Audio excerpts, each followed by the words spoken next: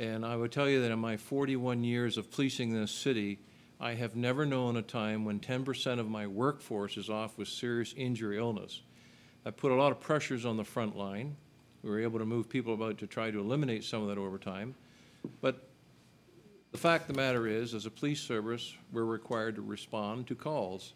We prioritize all calls as it is to determine if really an officer needs to be going into an overtime situation or not.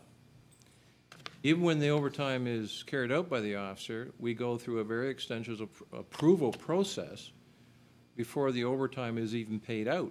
The supervisors check it. They're required to look into what caused the overtime. Was it necessary? All the way up to my office, that's reviewed. As I said, this year was a very different year for us with respect to a shortage of manpower, and also, I said, 2 homicides. And under major case management, you're then required to initiate certain types of investigations. So that all led to the overrun in overtime. And we spoke about even the maintenance being on overtime. Well, we're 24/7. We have some very unsavory characters that come into our cell block that deal with biohazards. So officers or the maintenance staff have to be called in at times to do cleanup. So that's where it all sits. It's a very good question when you talk about overtime. It's one that we wrestle with every year when we establish a budget.